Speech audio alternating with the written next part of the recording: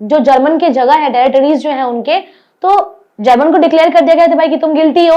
उनके हिसाब से ना वो किस चीज के इसमें थे, रास्ते पे थे कि भाई मुझे फॉर इसको पूरा ना सप्रेस करना, उसको मुझे पूरा खत्म करना है। तो उसके दिमाग में यही चल रहा था कि जर्मनी को 2 पार्ट्स में कि भाई पोलैंड को ना एक लैंड रूट मिल जाएगा बीच से, ताकि वो खुद के अफेयर्स, खुद के रूल्स और खुद के लॉज बना सके। ठीक है, टेम्परेचर टेम्परेचर्स, अब इतनी ठंडी टेम्परेचर थी वहां पे, उन्होंने सफर कर रहे हैं वो लोग, और यहीं पर आकर ना उन्होंने सरेंडर कर दिया, भाई हमसे अब नहीं होगा, हम सरेंडर करते हैं।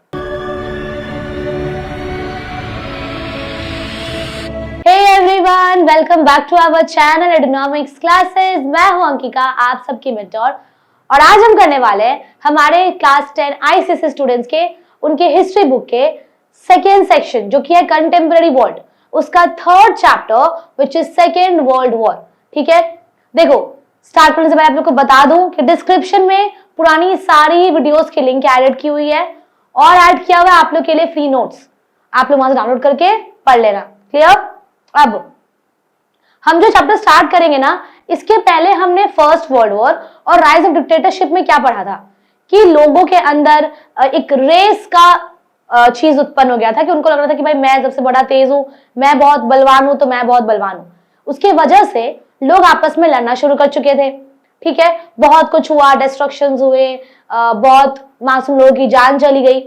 फिर आया राइज ऑफ डिक्टेटरशिप, जिसमें हम लोगों ने पढ़ा नेज़िज्म एंड फेसिज्म, उसमें हमारे हिटलर थे, मसोलिनी थे। ठीक है, उसके बाद हमारे डेमोक्रेसी नहीं थी उस वक्त क्या था? डिक्टेटरशिप। डेमोक्रेसी यानी कि आपके मल्टीपल पार्टीज हैं और साथ ही मल्टीपल लीडर्स हैं। और डिक्टेटरशिप का मतलब क्या होता है? जहां पे एक पार्टी होंगे और एक ही लीडर होगा। ठीक है, देखो जैसे ही हम पढ़ाने आते हैं ना, ये सब डांस करना शुरू करता है, पता नहीं किस खुशी में डांस कर रहे हैं इधर। भाई शांति से रह ले थोड़ा सा, ठीक है? ओके, तो कहा थे हम, हाँ, तो डिक्टेटरशिप क्या होता है कि जहां पर आपके एक ही पार्टी होते हैं और एक ही लीडर होता है, एक लीडर आप सबके ऊपर रूल करेगा। क्लियर? अब इस चैप्टर में हम क्या पढ़ेंगे कि सेकेंड वर्ल्ड वॉर क्यों हुआ, कैसे हुआ। जब फर्स्ट वर्ल्ड वॉर के बाद डिक्टेटरशिप आ ही गया था, तो वर्ल्ड वॉर 2 होने की रीजन क्या थी? ओके, तो शांति से ठंडे दिमाग से पूरे चैप्टर को सुन लो। देखो आपको रट्टा मारना है, इट्स इजी राइट, कि रट्टा मार लिए लिख के आ गए, बट अगर आप समझ लोगे ना चैप्टर को, तो अगर आप अपने तरीके से भी आंसर्स को फ्रेम कर सकते हो अच्छे से, तो मार्क्स क्यों नहीं मिलेगा? राइट? आप लोगों का सिलेबस भी कंप्लीट हो ही गया, ऑलमोस्ट लास्ट चैप्टर बचा है हमारा ये, इसके बाद तो सिलेबस पूरा कंप्लीटेड है। प्लेलिस्ट बनाई हुई है, आप लोग वहां से देख सकते हो। ठीक है, चलो अब बिना रुके हम स्टार्ट करते हैं हमारी चैप्टर सेकेंड वर्ल्ड वॉर। एक सेकेंड रुक जाओ गाइस, एक चीज और है, थोड़ा सा मेरे को मेरा थोड़ा सा गला बैठा हुआ है और सर्दी है, तो आप लोग प्लीज इस चीज को इग्नोर करना और मेरे चैप्टर पे ध्यान देना। क्लियर?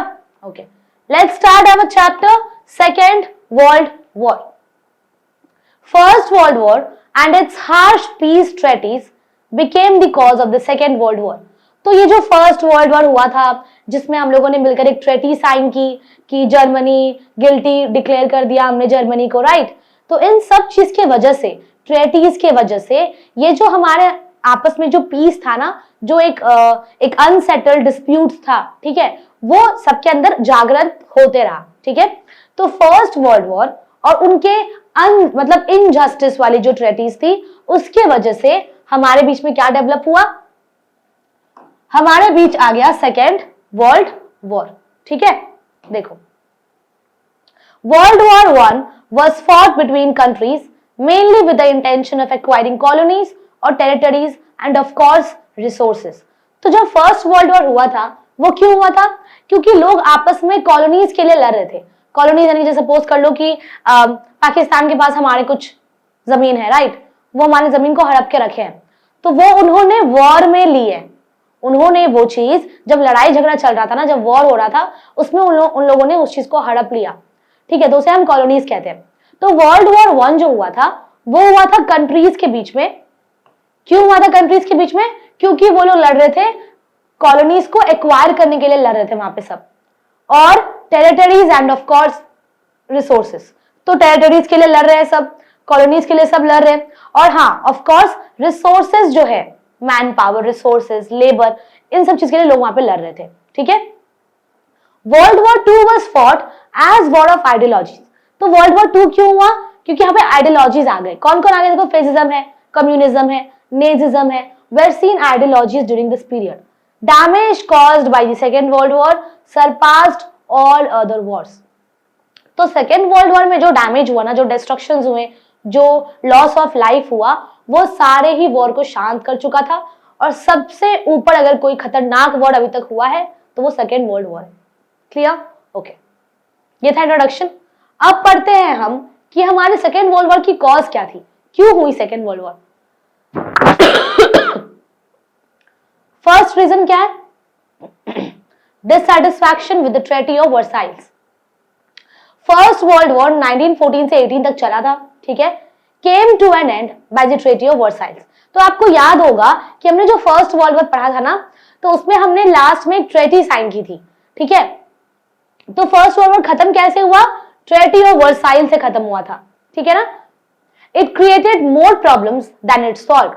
तो हमें लगा कि भाई ट्रेटी ऑफ वर्साइल्स पे साइन करके, ट्रेटी ऑफ वर्साइल्स के जरिए से हमने शायद वॉर को शांत कर दिया है, हमने शायद वॉर को सॉल्व कर दिया है, बट नहीं है, ऐसा कुछ नहीं हुआ। ये और हार्मलेस हो गया, मतलब आई एम सॉरी, ये और हार्म पहुंचाने लगा इंसान को। देखो, ये प्रॉब्लम्स क्रिएट किया rather than it solved। तो सॉल्व करने के बजाय और प्रॉब्लम्स क्या हुआ? क्रिएट हो गया था। German territories way taken away for creation of many new states. अब जो जर्मन के जगह है, टेरिटरीज जो है उनके, तो जर्मन को डिक्लेयर कर दिया गया था भाई कि तुम गिल्टी हो, गिल्टी ऑफ अग्रेशन हो तुम। तो जर्मनी को एकदम नीचा दिखाकर उनसे सारे टेरिटरीज ये लोग ले चुके थे।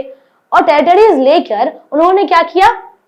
उन्होंने नए नए शहर बना लिया। सामने वाला जो पार्टी है, जो सामने वाला कंट्री है, उन्होंने जर्मनी को गिल्टी डिक्लेयर कर कर उनसे टेरिटरीज ले ली। और टेरिटरीज क्यों ली? उन्होंने एक नया शहर बनाने के लिए, ठीक है। दिस सोड the seeds of bitterness and conflict. अब देखो भाई, कोई कितना भी गलत हो, कोई कितना भी गलती कर चुका हो, बट अगर आप उनसे उनकी जो सेल्फ रिस्पेक्ट है, अगर उसको हार्म करोगे ना, तो वो इंसान के अंदर कॉन्फ्लिक्ट आएगा। वो इंसान खड़ा रहेगा कि भाई मेरे साथ बुरा हुआ है, मैं बुरा करूंगा, ठीक है। तो इन सब के बाद एक बात नॉलेज में डाल लो, ठीक है, कि जब जर्मनी से उन्होंने टेरिटरीज लेकर नया शहर बना लिया, तो जर्मनी क्या शांत रहेगा? नहीं ना। तो जर्मनी, क्योंकि उनसे इतना बुरा व्यवहार किया गया उनके साथ, तो जर्मन लोगों के अंदर एक ना बिटरनेस आ गया, आपस में कॉन्फ्लिक्ट्स पैदा हो गए। All the German colonies were forcefully taken away from her and she was divided into 2 parts for the benefit of Poland. और जर्मनी से क्या किया गया? सारे कॉलोनीज ले लिए गए और 2 पार्ट में जर्मनी को डिवाइड कर दिया गया। और किसको दे दिया गया? क्यों डिवाइड किया गया? ताकि पोलैंड को बेनिफिट हो सके, उसको फायदा हो सके। Clear? Okay. She was burdened with huge war indemnity which she could never pay। और उसके ऊपर इतना डेप्ट डाल दिया गया, उसके ऊपर इतना पैसे के कर्जे डाल दिए गए कि वो कभी चुका नहीं पाते, ठीक है। Her military power was reduced। याद है, उनकी मिलिट्री पावर को रिड्यूस कर दिया गया था। साथ ही ह्यूमिलिएशन किया गया, उनको ह्यूमिलिएट किया गया। और इस ह्यूमिलिएशन की वजह से उनके अंदर रिवेंज का भावना आ गया, ठीक है। And Germany started looking for a chance to do away with harsh treaty. और क्योंकि उनको इतना ह्यूमिलिएट किया गया, उनसे टेरिटरीज ले ली गई, उनके मिलिट्री पावर्स को रिड्यूस कर दिया गया, उनके ऊपर इतने डेप्थ डाल दिए गए, तो वो क्या शांत बैठेगा? नहीं ना। तो उसने क्या सोचा कि भाई ठीक है, मैं एक काम करूंगा, इसका बदला लूंगा, ठीक है। जैसे मौका मिलेगा ना, ये जो इन्होंने मेरे साथ हार्श ट्रेटी की है, इसका रिवेंज तो हम लेकर रहेंगे। Clear? Okay. But this was not possible without an aggressive policy and armaments, hence the war became certain. But Germany के लिए, जहां पर वो इतना लॉस में चल रहा है, उसके पास उसके टेरिटरीज नहीं है, उसके मिलिट्री पावर्स रिड्यूस कर दिए गए हैं, इस सिचुएशन में जर्मनी क्या कर सकता है? सिर्फ अग्रेसिवनेस के साथ लड़ सकता है। तो उन्होंने क्या सोचा कि भाई अब मुझे अग्रेसिव पॉलिसी चलाना होगा और साथ ही आर्मामेंट्स रेस करने होंगे, यानी कि अच्छे अच्छे ताकतवर हथियार, ठीक है। हेंस ये जो वॉर है वो सर्टेनिटी पर खत्म हो गया, ठीक है। देखो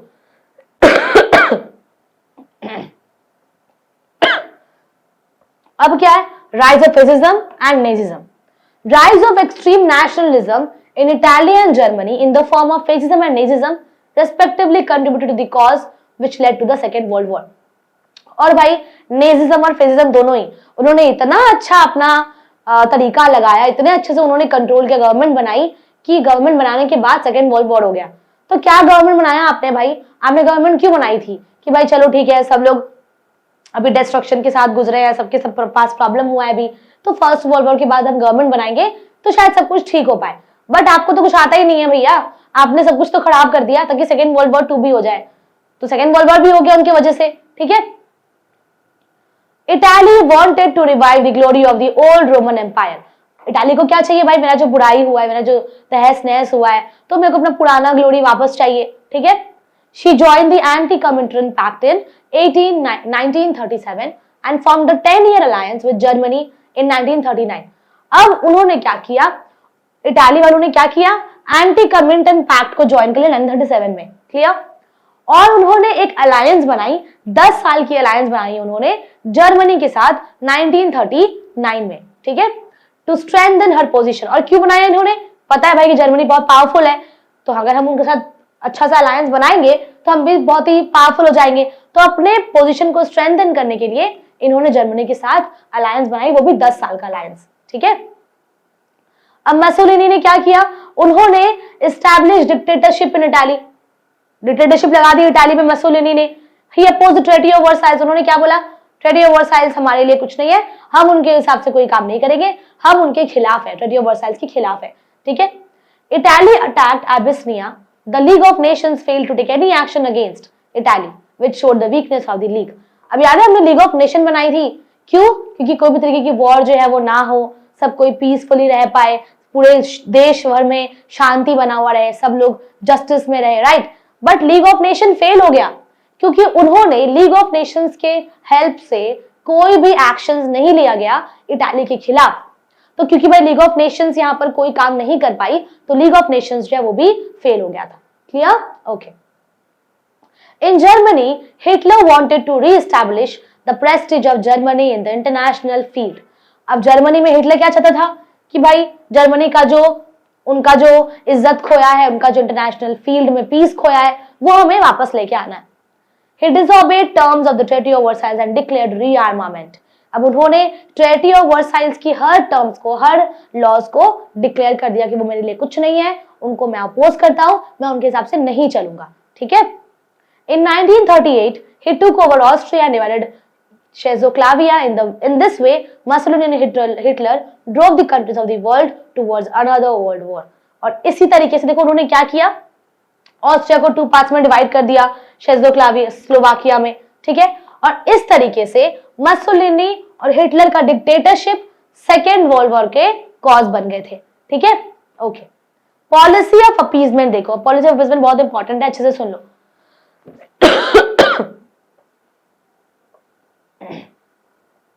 appeasement is the act of calming something down.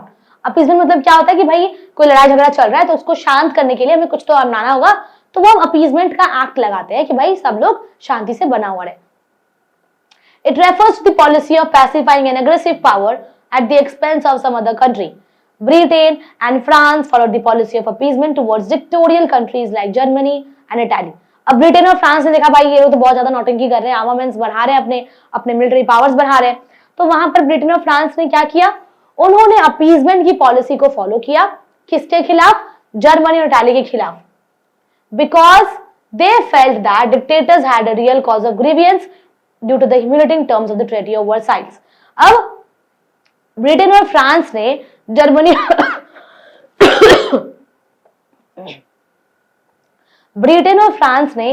और इटाली के खिलाफ पॉलिसी ऑफ अपीजमेंट क्यों लगाया? क्योंकि इनके हिसाब से डिक्टेटर्स ही जो है, यानी कि मसोलिनी और हिटलर जो है वही सेकेंड वर्ल्ड वॉर के कॉज है, इसीलिए, ठीक है।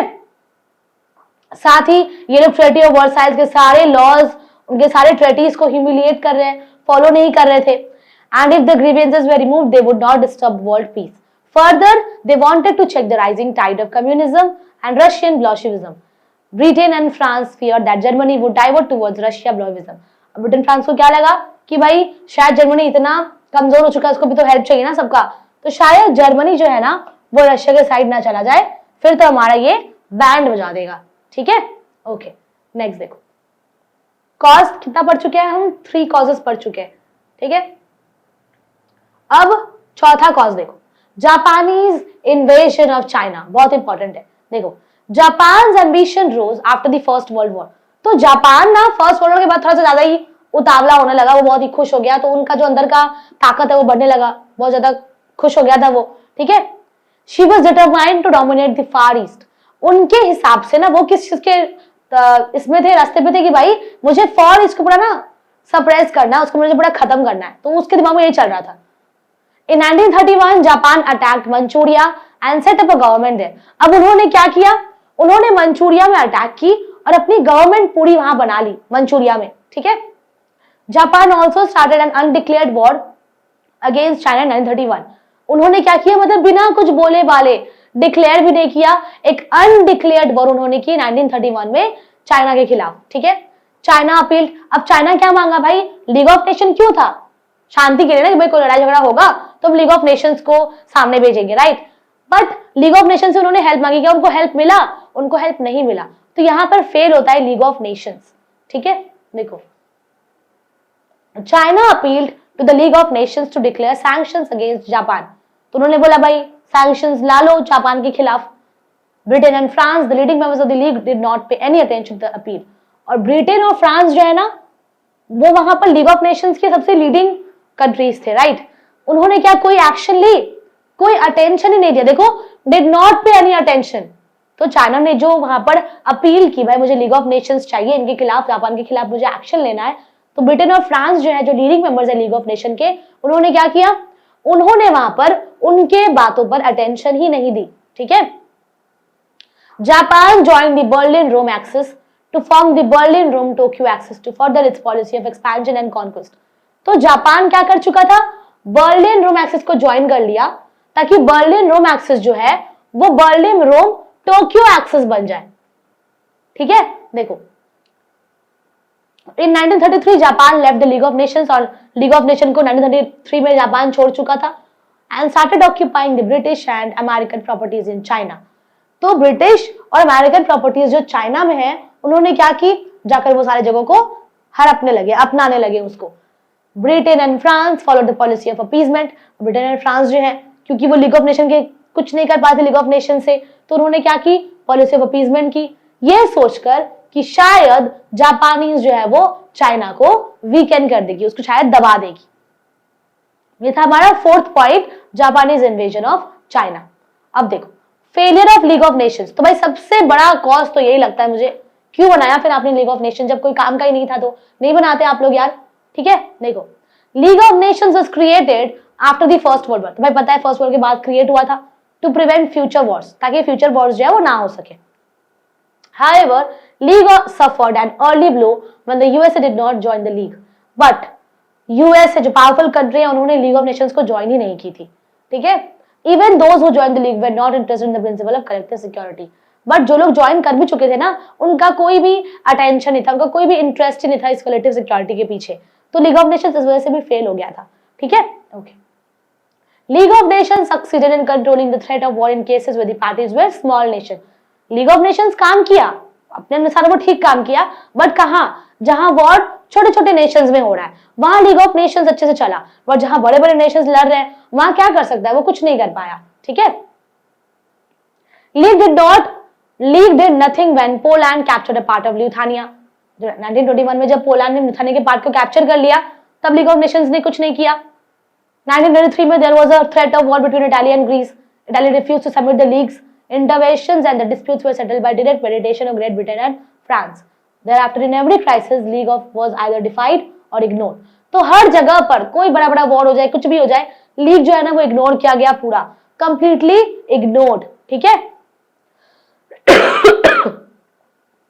Authority of the League was disobeyed by Japan, captured Manchuria, and by Italy when it conquered Ethiopia. League of Nations जो है उसको डिसऑबे किया गया, उनके रूल्स को फॉलो नहीं किया गया। कब देखो, जब जापान ने मंचूरिया को कैप्चर किया था और जब इटाली कैप्चर हुआ था इथियोपिया, ठीक है। इन दो जगहों पर भी लीग ऑफ नेशंस कोई काम का नहीं आया, कुछ काम नहीं किया लीग ऑफ नेशन ने। Next, military power of the League was not adequate to perform the task given to it. Economic sanctions were of no use against a determined aggressor. तो जो मिलिट्री पावर थी ना league की, वो भी कोई काम नहीं आई। इकोनॉमिक सैंक्शंस जो है वो भी किसी काम का नहीं आया, ठीक है। League fail to maintain international peace, और यहाँ पर लीग जो है, लीग ऑफ नेशंस जो है, वो इंटरनेशनल पीस मेंटेन नहीं कर पाए और वो पूरा खराब हो गया, पूरा बर्बाद हो चुका था, ठीक है। And countries of Europe lost faith in its usefulness, और जो यूरोपियन कंट्रीज थे, वो सारे कंट्रीज जो है, यूरोप कंट्रीज है, वो सब अपना अपना फेथ जो है वो लीग ऑफ नेशंस पे खो चुके थे। Thereafter, they themselves entered into mutual political and military alliances, और यहाँ पर क्या हुआ, वो पॉलिटिकल और मिलिट्री अलायंसेस में जा चुके थे, फेल हो चुके थे, ठीक है। अब आ गया हमारा हिटलर इन्वेजन ऑफ पोलैंड। अगर आपसे पूछा जाए कि what was the immediate cause of second world war, तो हम क्या लिखेंगे, हिटलर इन्वेजन ऑफ पोलैंड। याद रखना, बहुत इंपॉर्टेंट। हिटलर इन्वेडेड पोलैंड इन सितंबर 1939, तो हिटलर ने पोलैंड को सितंबर 1939 में इन्वेड किया था, ठीक है। कैसे किया, by the treaty of Versailles. Treaty of Versaille से जर्मनी को दो पार्ट में डिवाइड किया, ठीक है, in order to give a land route to Poland. क्यों डिवाइड किया जर्मनी को टू पार्ट्स में, कि भाई पोलैंड को ना एक लैंड रूट मिल जाएगा बीच से। तो जर्मनी को अगर हम दो पार्ट में डिवाइड कर देते हैं तो पोलैंड को क्या होगा, पोलैंड को मिलेगा एक लैंड रूट। देखो, to give land route to Poland, और कहां तक, अप टू द सी तक। And the port of Danzig was also given to Poland, और जो पोर्ट ऑफ डांजिंग थी वो भी किसको दे दिया गया, पोलैंड को दे दिया गया। Germany wanted to regain her lost territories. अब जर्मनी चाहता था भाई कि ठीक है, मेरे को दो पार्ट में डिवाइड कर कर आपने जो लैंड ऑफ रूट बनाई है, मुझे मेरा खोया टेरिटरी वापस चाहिए। भाई कोई भी चाहेगा ना। देखो, city of Danzig was inhabited mainly by the Germans, and by occupying Danzig corridor Germany could connect with East Prussia. तो सिटी ऑफ डांजिंग किसका था, जर्मनी का था ना, तो ये जर्मनी ऑक्यूपाई करके रखे थे। और डांजिंग कॉरिडोर ऑक्यूपाई करने के बाद जर्मनी का फायदा क्या हो रहा था कि वो ईस्ट प्रशिया को कनेक्ट कर पा रहा था, बट क्या आप कनेक्ट कर पा रहा है, नहीं कर पा रहा है। Poland was accused of committing atrocities against Germans living there. अब पोलैंड को बोला गया था कि भाई जितने भी जर्मन्स हमारे, जो आपने बीच से रास्ता काटा है, जो में जर्मन्स वहां रहते हैं, उनको आप बहुत ही अक्यूज कर रहे हो, परेशान कर रहे हो, ये कंप्लेन है, ठीक है। देखो, on September 1939 German armies march into the Poland, और जर्मन आर्मीज क्या किए, पोलैंड तक मार्च करते हुए गए। France and Britain give an ultimatum to Germany. In reply Germany attacked France, और भाई कितना देर तक सहेगा कोई आदमी, तो उन्होंने क्या किया, जर्मनी ने क्या किया, फ्रांस पर हल्ला बोल कर दिया, अटैक कर दिया उसके ऊपर, ठीक है। On September 3 Britain and France declared war on Germany, और सितंबर 3 में ब्रिटेन फ्रांस ने क्या किया भाई, मिलकर उन्होंने जर्मनी पर वॉर डिक्लेयर कर दी। Thus the invasion of Poland marked the beginning of the Second World War। तो ये जो इन्वेजन ऑफ पोलैंड था, यहाँ पर सबने अपने अपनी पेशेंस खो चुके थे सब सारे, ठीक है। देखो, thus ये जो इन्वेजन ऑफ पोलैंड है, ये सेकेंड वर्ल्ड वॉर का स्टार्टिंग पॉइंट था। German armies completed the conquest of Poland in less than 3 weeks so as to ensure that no aid reached Poland. तो उन्होंने 3 वीक्स के अंदर ये पोलैंड की जो कॉन्क्वेस्ट थी वो खत्म कर दी, ताकि किसी को कोई भी तरीके के मेडिकल फैसिलिटीज नहीं मिल पाए, ठीक है। देखो, अब देखो कुछ ना इवेंट्स हुई थी वॉर के दौरान, ठीक है। देखो हम इसको पढ़ लेंगे, कॉजेस पढ़ लिया हमने, 6 कॉजेस थी टोटल। देखो, न्यूट्रल कंट्रीज है Sweden, Switzerland, Spain, Portugal and Turkey. Germany, Italy and Japan form an alliance and will call the axis power. तो हमने वहां पे क्या किया, जर्मनी, इटली और जापान, इन्होंने अलायंस बनाई जिसको हम क्या कहते हैं, एक्सेस पावर्स बोलते हैं, ठीक है। ब्रिटेन, फ्रांस एंड यूएसए, इनको हम क्या बोलते हैं, allied powers. Britain, France and USA came to be known as allied powers. Soviet Union attacked eastern Poland, Finland, the Baltic states of Latvia, Estonia and Lithuania. तो यहाँ पर attack हुआ था, ठीक है, इन्होंने मिलकर यहाँ पर अटैक की थी कुछ जगह पर। अब देखो, conquest of Norway, Denmark and Holland, ये पहला इवेंट है वॉर के दौरान। देखो, जर्मनी ने क्या किया, नॉर्वे और डेनमार्क पर अटैक की। कब, 9 अप्रैल 1940, डेट याद रखो, ठीक है। और 3 वीक्स के अंदर इन्होंने ये कॉन्क्वेस्ट को कंप्लीट कर दिया of this 2 countries and capture. और इन्होंने क्या किया, बेल्जियम कैप्चर कर लिया और होलैंड कैप्चर कर लिया before the end of May. तो अप्रैल में शुरू हुआ, 3 वीक्स के अंदर वॉर खत्म। क्या किया उन्होंने, जगह को अपना ली, मई के एंड तक उन्होंने जगह को अपना लिया, ठीक है। फॉल ऑफ फ्रांस, देखो, German armies march into France and by June 14, 1940। German आर्मीज ने क्या किया, उन्होंने मार्च तक फ्रांस की, 14 जून 1940 तक। उन्होंने capital city of Paris had fallen into German hands almost without a fight. The war conducted by Germany with great speed and force is known as blitzkrieg which means a lightning war. और ये जो war conduct हुई थी ना, उसे हम क्या कहते हैं, लाइटनिंग वॉर कहते हैं, क्योंकि बहुत ही स्पीड तरीके से ये वॉर डिक्लेयर की गई थी। तो ये हो गया fall of France. Third event क्या है? Battle of Britain. German air force began bombing raids on Britain in August 1940 with the aim of terrorizing her into surrender। देखो, तो जर्मन एयरफोर्स ने क्या किया? उन्होंने ब्रिटेन के ऊपर एक बॉम्बार्डिंग की। कब? अगस्त में। और क्या एम से कि भाई हम ना इनके कुछ टेरिटरीज को अपना लेंगे और ये लोग सरेंडर कर देगा ये लोग। Royal air force of Britain conducted air Reds on German territories in retaliation. और बदले में ब्रिटेन ने क्या किया? इन्होंने ना एयर की तरफ से, मतलब यहाँ की मान लो इन्होंने रॉयल एयर फोर्स डिक्लेयर कर दी और इन्होंने एयर रेड्स करवाई जर्मनी के ऊपर। जब जर्मन ने इनके ऊपर अटैक किया तो इन्होंने बदले में क्या किया? एयर रेड्स किया इन्होंने। ठीक है, देखो। फिफ्थ क्या है? Battle of Stalingrad. In June 1941 Hitler invaded the Soviet Union. तो हिटलर ने क्या किया? इन्होंने सोवियत यूनियन को डिक्लेयर किया। Soviets were able to counter attack with fresh troops. Germans suffered from frigid temperatures and unable to get fresh supplies. The starving Germans finally surrendered. अब क्या हुआ? देखो यहाँ पे जब हिटलर सोवियत यूनियन इन्वेड किए थे ना, तो सोवियट्स ने क्या किया? ये सारे लोग जर्मन्स पर अटैक कर पा रहे थे। ठीक है, देखो, German suffer from frigid temperatures. अब इतनी ठंडी टेम्परेचर थी वहां पे, उन्होंने सफर कर रहे हैं वो लोग, और यहीं पर आकर ना उन्होंने सरेंडर कर दिया। भाई हमसे अब नहीं होगा, हम सरेंडर करते हैं। ठीक है, battle of Berlin. Germans way caught between British and Americans on one side and Russians on the other. अब जर्मन्स को ना दोनों तरफ से सब लोग घेर चुके थे, पकड़े गए थे वो लोग। एक तरफ कौन पकड़ा? ब्रिटिश और अमेरिकन्स, और एक तरफ कौन पकड़ा? रशियंस। ठीक है, हिटलर ने क्या किया? भाई अब तो मुझे ये लोग मार देंगे तो मैं सुसाइड कर लेता हूँ, इज्जत बच जाएगा कि मैं खुद से मरा ना, कोई तो मुझे मारने नहीं आया। हिटलर क्या किया? सुसाइड कर चुका था। जर्मन आर्मी सरेंडर्ड, और जर्मन आर्मी क्या किए? इन्होंने सरेंडर कर दिया। May 8 was the declaration of the date of victory in Europe। और 8 मई को डिक्लेयर किया जाता है, सेलिब्रेट किया जाता है as a victory in Europe. ठीक है, देखो नेक्स्ट। अब अच्छा, बहुत इंपॉर्टेंट है आपका attack on Pearl Harbor and Hiroshima and Nagasaki. बहुत इंपॉर्टेंट है ये, बहुत ज्यादा इंपॉर्टेंट है। ठीक है, ध्यान से देखो। अमेरिका देखो एक स्ट्रिक्ट न्यूट्रलिटी पॉलिसी को फॉलो करता है। ठीक है, on December 7 December 1941 Japan Pearl Harbor पर अटैक करता है। ठीक है, battle ships way sunk and important airfields way destroyed. जो बैटल शिप्स होते हैं ना, जो बड़े बड़े शिप्स जहाज होते हैं जो हम वॉर में चलाते हैं, वो डूब चुका था। ठीक है, एयरफील्ड्स जो है वो डिस्ट्रॉय हो चुकी थी। 3700 पीपल वे किल्ड। 3700 लोगों को मारा जा चुका था, वो लोग मर चुके थे। ठीक है, Japanese made 2 crucial mistakes at Pearl Harbor. अब जापानीज ने क्या किया? 2 क्रूशियल मिस्टेक्स की उन्होंने। पहला, उन्होंने शिप्स को डिस्ट्रॉय नहीं किया, seek out and destroy the US carriers. दिसंबर 8 1941 में यूएसए ने वॉर को ज्वाइन कर लिया ताकि वो वॉर को रोक सके। तो ये आपको पूरा पॉइंट याद करना पड़ेगा। अटैक ऑन पर्ल हार्बर, ये क्वेश्चन आएगा ही आएगा। ठीक है, देखो, bombing of Hiroshima and Nagasaki. 1941 Japanese formed the special force. अब उन्होंने स्पेशल फोर्स बनाई, क्या नाम था उसका? कामिकाजे। ठीक है, सुसाइड एयरक्राफ्ट्स। 6 अगस्त 1941 में पहला एटॉमिक बॉम्ब यूज हुआ ह्यूमंस पे। तो याद रखना, फर्स्ट एटॉमिक बॉम्ब ह्यूमन पे कब यूज हुआ था? 6 अगस्त 1945 was dropped on Hiroshima. It destroyed half of the city, killing thousands of people. और उसके बदले उन्होंने क्या किया? आधे शहर, ठीक है, को लोगों को किल कर दिया, मार दिया। On August 9, 1945, another bomb was dropped on Nagasaki. और दूसरा बॉम्ब कब ड्रॉप किया गया? 9 अगस्त 1945। किसके ऊपर? नागासाकी के ऊपर।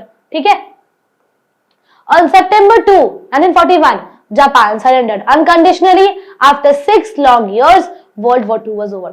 और 6 साल बाद वर्ल्ड वॉर 2 खत्म हो गया। ठीक है, देखो यहां पर खत्म होता है वर्ल्ड वॉर 2। अब सब कुछ तो ठीक है, वॉर के कॉन्सिक्वेंसेस क्या क्या थे? वॉर हुआ कैसे पता चल गया, कब कब वॉर हुआ, इवेंट्स क्या क्या थी, बट इसके बाद कॉन्सिक्वेंसेस क्या क्या फेस करना पड़ा वहां के लोगों को, वो पढ़ लेते हैं। Defeat of axis power.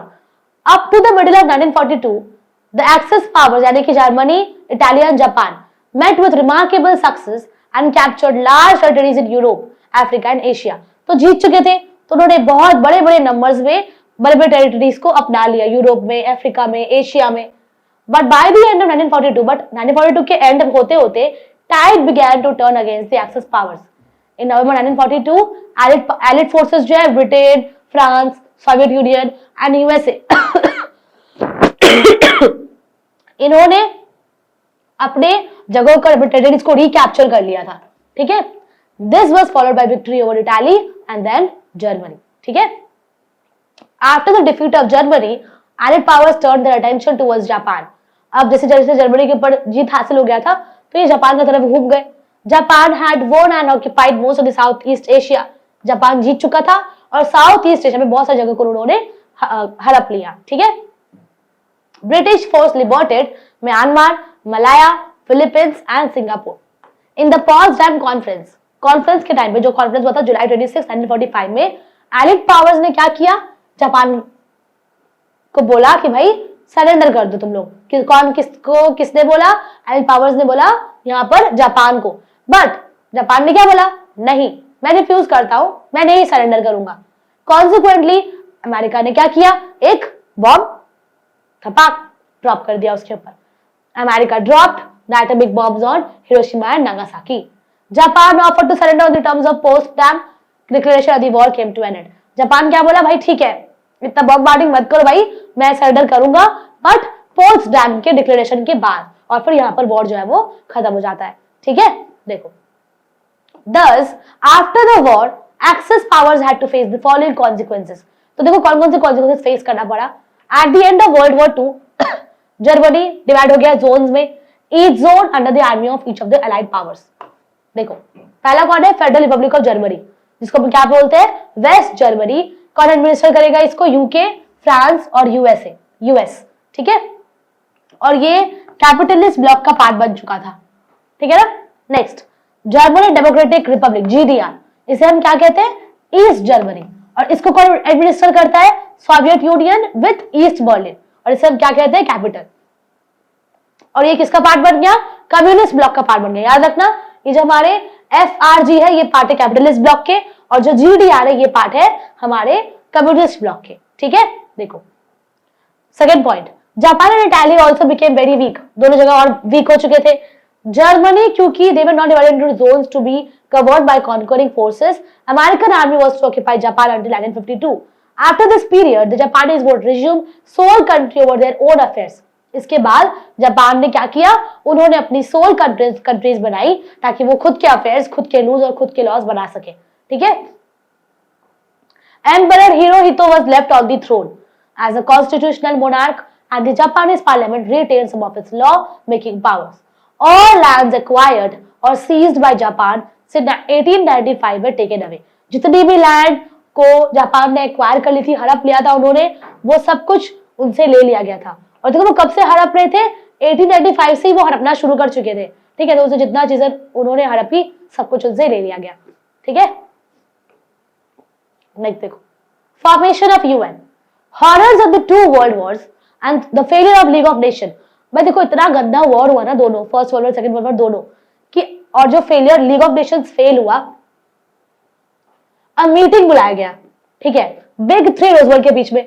कौन कौन है 3 रोजवेल्ट? देखो, यूएस के प्रेसिडेंट, यूएसए के प्रेसिडेंट चर्चिल, ठीक है, प्राइम मिनिस्टर ऑफ ब्रिटेन, और सॉरी रोजवेल्ट जो कि यूएसए के प्रेसिडेंट है, चर्चिल जो कि प्राइम मिनिस्टर है ब्रिटेन के, और स्टालिन जो कि प्राइम मिनिस्टर है US, premier of USSR at Yalta in February 1945। तो एक मीटिंग हुआ 1945 में याल्टा में। ठीक है, they resolved to convene a conference of the representatives of all nations at San Francisco to drop the charter of the United Nations। Charter मतलब क्या? देखो सिंपल सा बात है कि कंट्री क्या फॉलो करता है? कॉन्स्टिट्यूशन को फॉलो करता है। बट जब 5-6 कंट्री साथ में मिलेंगे तो उनका बनेगा यूनाइटेड नेशन। तो वो क्या फॉलो करते हैं? कॉन्स्टिट्यूशन फॉलो नहीं करते, वो फॉलो करते हैं चार्टर को। ठीक है, देखो तो डिक्लेयर क्या बनाने के लिए बैठे उन्होंने? वो बैठे वहां पर चार्टर ऑफ यूनाइटेड नेशंस को बनाने के लिए। This led to the establishment of the United Nations Organisation on October 24, 1945। और फिर वहां पर एस्टैब्लिश हुआ यूनाइटेड नेशंस। कब? 24 अक्टूबर 1945। क्लियर? ओके, लास्ट देखो, cold war. During the second world war, US and Soviet union fought together in cooperation with each other. तो USA और Soviet union दोनों साथ में लड़ रहे हैं कि भाई कॉपरेट करो, तुम कॉपरेट नहीं कर रहे हो, तुम कॉपरेट नहीं कर रहे हो, तो आपस में लड़ रहे हैं। However, towards the end of the war, but जैसे जैसे वॉर खत्म हुआ, apparent harmony between the USA and the Soviet Union declined, and the old suspicion, ideological differences came to be the forefront. Though both the countries did not engage in actual fight against each other, there was a state of extreme political tension between the two. भले ही वो लोग मारा मारी नहीं करे, बंदूक नहीं चला रहे, बट आपस में बहुत ही टेंशन क्रिएट हुआ था, ठीक है। दिस स्टेट ऑफ टेंशन, ये जो स्टेट ऑफ टेंशन थी दोनों कंट्रीज के बीच में, इसमें क्या हुआ, इन्होंने पॉलिसीज को अपनाया। क्यों अपनाया? कि भाई हम अपने आप को ना स्ट्रेंथन कर पाएंगे, और ये जो हम वीक करेंगे ना किसी और को, इस कॉन्फ्लिक्ट को हम लोग क्या बोलते हैं? Cold war. जहां पर कोई भी लड़ाई नहीं हुआ, सब लोग शांति से लड़ रहे हैं, बाताबाती कर रहे हैं बस, तो उसको हम लोग कोल्ड वॉर बोलते हैं। जहां पे इंटरनल टेंशन हुई है कंट्रीज के बीच में, तो वो क्या हमारा कोल्ड वॉर होता है, ठीक है। Cold war is defined as an atmosphere when there is no armed struggle, तो वहां पर कोई भी आर्म्ड स्ट्रगल नहीं होती, तो उसे हम कोल्ड वॉर कहते हैं, ठीक है। Thus, the US and the USSR continued to maintain diplomatic relations and did not resort to overt clashes, but treated each other with hostility. This led to the division of the world into the two power blocks. और यहाँ पर दो power blocks बन गई, एक one block है USA का और अदर है यूएसएसआर का। अब सुनो शांति से, ये और ये बहुत इंपॉर्टेंट है, ठीक है, सुन लो। एक है कैपिटलिस्ट ब्लॉक, वो क्या होता है? ब्लॉक कौन चला रहा है? यूएसए। वेस्टर्न ब्लॉक या फिर हम इसको अमेरिकन ब्लॉक भी बोलते हैं। किसी से बिलीव करते हैं ये लोग, लिबरल डेमोक्रेसी कैपिटलिज्म के ऊपर डिपेंडेंट है, इसको बिलीव करते हैं। इस ब्लॉक में कौन कौन है? ब्रिटेन है, फ्रांस है, बेल्जियम है, Italy, Canada, Australia, Netherlands, Greece, Pakistan, Turkey and etcetera. तो सारे कंट्रीज किसके अंदर है? यह कैपिटलिस्ट ब्लॉक के अंदर, ठीक है। This considered political and social system of the USSR as objectionable and dangerous as it had no place for parliamentary democracy and individual liberty. तो यहाँ पर उन्हें क्या लगा, भाई ठीक है हम यूएसएसआर को फॉलो नहीं करेंगे क्योंकि शायद उनका ना अपना इंडिविजुअल रिस्पॉन्सिबिलिटी नहीं होगा, तो हम फॉलो करेंगे कैपिटलिस्ट ब्लॉक को। तो सारे कंट्रीज किसके पास है? अभी कैपिटलिस्ट ब्लॉक के अंदर है सब। देखो कम्युनिस्ट ब्लॉक क्या है? Block led by the USSR. अब जो ब्लॉक यूएसएसआर लेड करती है, जिसको हम ईस्टर्न ब्लॉक बोलते हैं या फिर सोवियत ब्लॉक भी बोलते हैं, इसे हम क्या कहते हैं? किस पे बिलीव करते हैं? ये कम्युनिज्म पे, ठीक है। Soviet bloc countries considered the western style democracy as a farce meant only for the rich and upper middle class. तो इनके अनुसार हम अपर मिडिल क्लास को फॉलो करेंगे, ठीक है। इनके लिए जो वेस्टर्न स्टाइल है वो बहुत ही अच्छा है और बहुत ही रिच और अपर मिडिल क्लास की तरह है। Therefore, they wanted to spread communism in the world and bring about a change in the social system of all the countries of the world. तो इनके अनुसार चाहते थे भाई ठीक है हम कम्युनिज्म को स्प्रेड करें पूरे दुनिया में, ठीक है, और पूरे वर्ल्ड में ना एक चेंज लेकर आए। Thus, by 1948, governments which owed allegiance to Moscow were established in Poland, Hungary, Romania, Bulgaria, and Czechoslovakia. Thus, the whole Europe was divided into two power blocks. तो पूरा यूरोप जो है ना, पूरे यूरोप कंट्रीज जो है, मैं दिखा दे रही हूँ आप लोग को।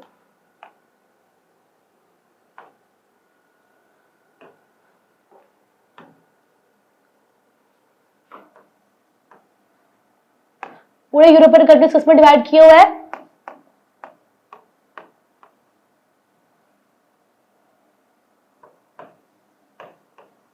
ब्लॉक्स है, एक ब्लॉक है यूएसए और एक है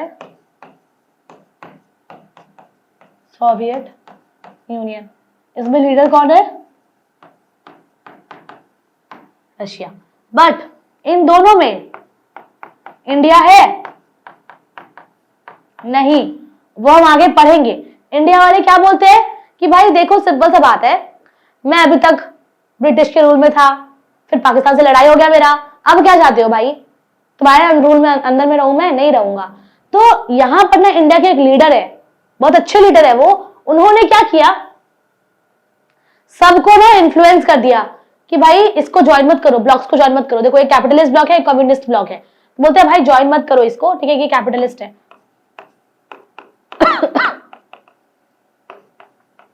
और ये क्या है? कम्युनिस्ट। तो वो क्या बोलते हैं, भाई ज्वाइन मत करो दोनों में से किसी को। तो बहुत सारे साउथ अफ्रीकन एशियन कंट्रीज जो है ना, वो ब्लॉक्स को ज्वाइन नहीं करते इसी रीजन से कि भाई हमें आजाद रहना है, हमें किसी भी यूनियन में नहीं पार्टिसिपेट करना, ठीक है। तो यहाँ पे मैं चैप्टर जो है वो खत्म होती है। तो आप लोगों का सिलेबस तो कंप्लीट हो गया, सारा चैप्टर्स कंप्लीट हो चुका है, वीडियोस पोस्ट की हुई है, डिस्क्रिप्शन में सारी पुरानी वीडियोस की लिंक भी ऐड की हुई है, नोट्स ऐड की हुई है। कोई दिक्कत हो तो कमेंट में बताओ, या फिर हम एक एक कमेंट्स का रिप्लाई करते हैं, या बाकी स्टूडेंट से पूछ सकते हो। ओके, कोई डाउट हो तो हमारे जो व्हाट्सएप चैनल नीचे लिखा हुआ है, पर्सनली मैसेज करो, सारे मैसेज का सारे डाउट्स को क्लियर कर दूंगी। ओके, मिलते हैं अगली वीडियो में, till then take care and thank you for watching.